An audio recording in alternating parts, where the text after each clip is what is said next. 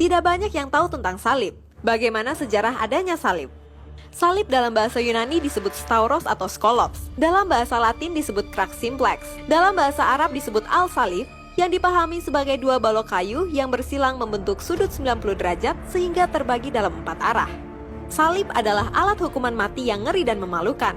Salib adalah metode eksekusi hukuman mati yang mengakibatkan kematian dengan cara kejam dan sangat menyakitkan yang diberlakukan pada abad ke-6 sebelum Masehi sampai dengan abad ke-4 setelah Masehi. Penyaliban merupakan salah satu bentuk eksekusi yang terkejam yang pernah ada di dunia sejak dalam budaya pra-Kristen dan non-Kristen.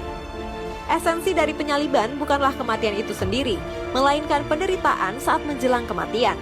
Dengan demikian, kematian merupakan suatu hal yang sangat diinginkan oleh orang yang disalib. Berbeda dengan cara eksekusi terpidana mati pada masa sekarang, proses penyaliban memerlukan waktu yang relatif lama sehingga saat-saat penderitaan pun menjadi panjang. Dibandingkan hukuman gantung, kursi listrik, suntikan mati, kamar gas, tembak mati, pancung, dan sebagainya yang hanya membutuhkan waktu beberapa detik saja menjelang kematian, penyaliban membutuhkan waktu berjam-jam. Maka tidaklah mengherankan kalau Cicero, sastrawan Roma, menyatakan bahwa kata salib sebaiknya dijauhkan dari tubuh, bahkan dari pikiran, mata, dan telinga warga Romawi. Hukuman mati ini berasal dari negeri Babilonia melalui Persia, kemudian diadopsi oleh bangsa Yunani, Yahudi, Venesia, dan sejak perang dengan Kartago dan pemerintahan Romawi. Penyaliban paling sering digunakan untuk menghukum agitator politik atau agama, bajak laut, budak, atau mereka yang tidak memiliki hak sipil. Oleh bangsa Romawi, salib dijadikan alat hukuman yang paling kejam terhadap para budak dan orang-orang asing, terutama jajahan yang memberontak. Ada berbagai metode untuk melakukan eksekusi sebelum terhukum digantung di atas kayu salib sebagai hukuman permulaan. Yaitu orang yang dihukum harus dilucuti dulu pakaiannya, kemudian dicambuk berkali-kali, dan setelah itu diharuskan menyeret balok kayu salibnya ke tempat hukuman di mana batang tegak sudah terpasang di tanah. Kemudian ia diikat dengan tangan terentang ke balok silang atau langsung dipaku pada pergelangan tangan, kemudian diangkat tinggi-tinggi ke batang tegak setinggi 3 meter di atas permukaan tanah. Selanjutnya, kaki dipaku ke batang tegak dengan posisi kaki agak ditekuk sehingga terhukum sulit untuk bernafas karena harus menahan berat beban tubuh. Jika terhukum hendak bernafas, maka ia harus mengangkat tubuhnya ke atas dengan posisi kedua tangan terpaku. Di atas kepala penjahat itu ditempatkan sebuah pemberitahuan yang menyatakan namanya dan kejahatannya.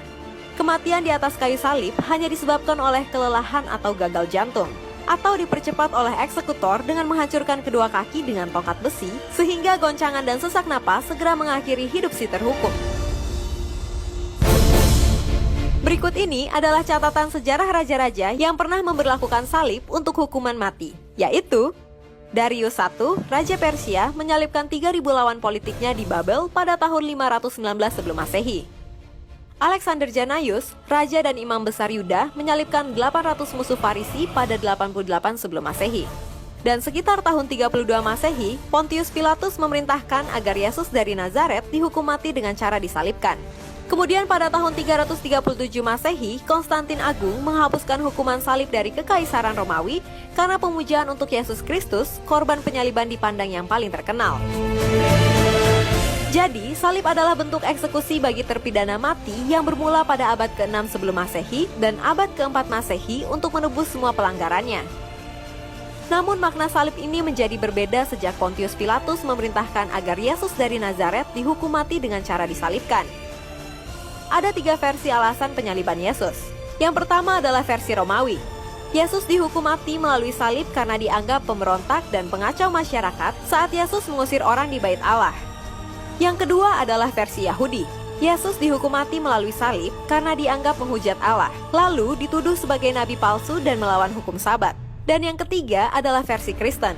Yesus dihukum mati melalui salib karena penebusan dosa dan menyelamatkan manusia dari kebinasaan kekal. Ide penyaliban Yesus bukanlah ide manusia, melainkan hal itu adalah kehendak Allah demi menebus dosa manusia dan menyelamatkan manusia kepada kehidupan yang kekal.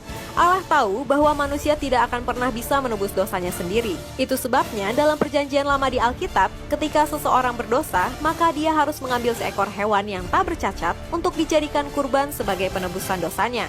Namun hal itu tidak efektif di mata Allah, karena sejak perjanjian lama hal itu dilakukan tapi manusia tetap jatuh dalam dosa.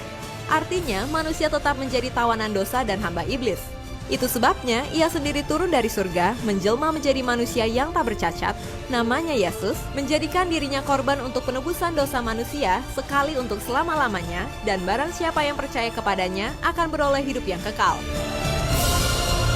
Satu lagi keunikan penyaliban Yesus yang tidak dilakukan kepada terhukum yang lain, yaitu mahkota duri yang dipasang di kepalanya. Mahkota berduri Yesus dengan jelas melambangkan kutukan dosa yang diletakkan di atas kepalanya sebagai pengorbanan yang sempurna untuk menebus dosa-dosa manusia, sehingga kutukan yang dijatuhkan karena dosa Adam dan Hawa yang diucapkan atas bumi ini dapat disingkirkan bagi siapa yang percaya kepadanya.